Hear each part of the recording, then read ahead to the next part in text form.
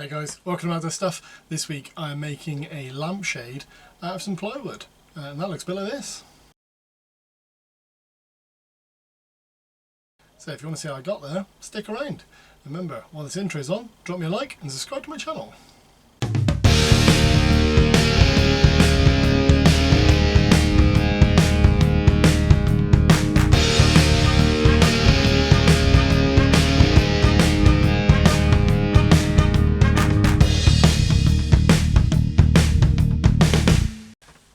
So why am I making a lampshade?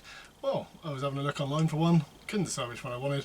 I thought, I've got a YouTube channel, why not have a pop at making one? Might make a good video, but I'll let you be the judge of that. If you like the video, if you like my lampshade, if you like the look of it, let me know in the comments. If you don't like the look of it, let me know in the comments.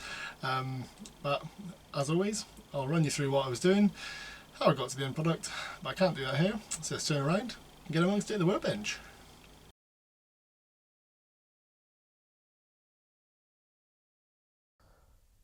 To make the central body of the lampshade, I am cutting out some hoops, and to do that I'm using some 9mm plywood. I've got a sheet of it there. I'm just using a dinner plate to mark around to sort of try and get the best fit so I don't get too much wastage off this sheet when I cut the circles out. And then I'm using my router jig that I made last week when I made my hardwood wall clock to cut out the circles. And on this occasion I have propped up the sheet of plywood with some scrap wood, just so that I can cut through without any sort of anything impeding the blade underneath, and I don't waste any material or cut into my bench. And in total I'm cutting 5 circles out of this 9mm plywood. To turn the circles into hoops, I have turned my router and the jig upside down, put it in the vise, and then I'm cutting the inner circle in that way. I felt that this was a little bit safer. I couldn't really clamp the circle when it was the other way up, and I couldn't prop it up. And I didn't really want to waste material or get anything caught in the blade. So this was what I thought was the easiest and safest way to do it. And I'm cutting hoops out of 4 of the 5 circles. For the 5th circle, I'm not quite cutting a full hoop out of this. I need this one to be the bit that I hang onto the pendant that hangs in the ceiling, the bit that you put your bulb in. And to do that, I'm marking out a sort of central island, which I'll later cut a hole in. And then I can remove as much material as I need to, leaving some supports to hang it off. For this one, I cut the pieces using a mixture of the jigsaw and my router. Where I used the router, I used the same jig as before, just lifted it up every time I didn't want to make a cut. But I forgot to film that bit, so all you're seeing is me with the jigsaw cutting out the remaining pieces until I get like this steering wheel shape.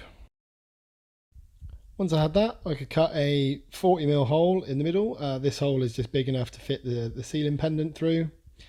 And then that is all 5 of the sort of central ribs complete.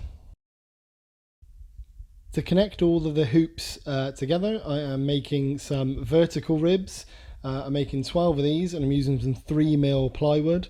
So I'm just cutting that down to size on my table saw. I didn't really have a size in mind. I was just sort of doing this by eye at this point, or just whatever felt good for the look that I was going for.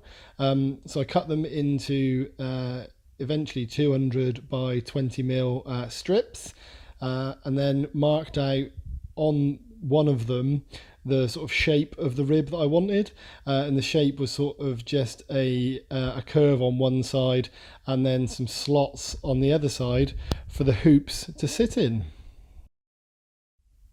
To try and get some consistency into all of the vertical ribs and try and make them all look the same, I've taped them all together so that I can cut them or shape them all at the same time.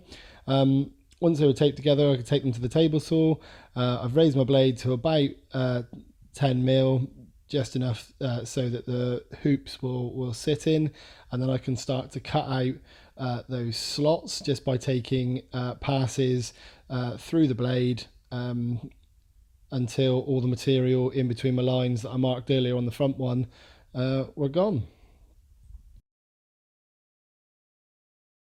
Once I'd cut the slots in one side using table saw, I could then think about shaping the other side. And to get the curve, I've removed as much material as I can using the handsaw. And then in the second instalment of using all my tools upside down, I've got my belt sander clamped in the vise, and I'm just using that to shape the curve as best I can. And with that shaped, I can then go about sanding everything. This was a bit awkward. I don't have like a bobbin sander or something which will do the inside, so it's all a bit labour intensive with the hand sanding. But once I'd done that, I could then get on to the assembly.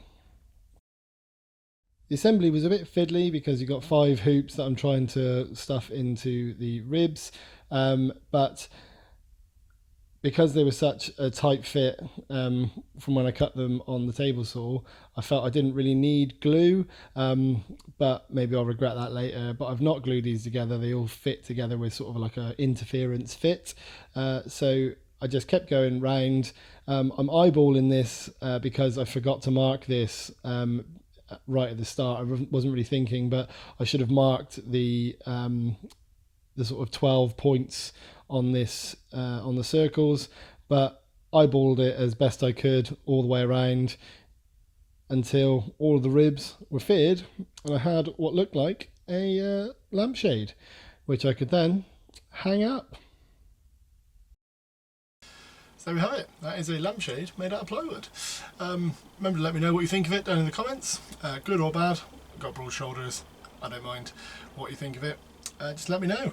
And on that note, I'm going to have a beer. And I've got a Steady Rolling Man by Daya.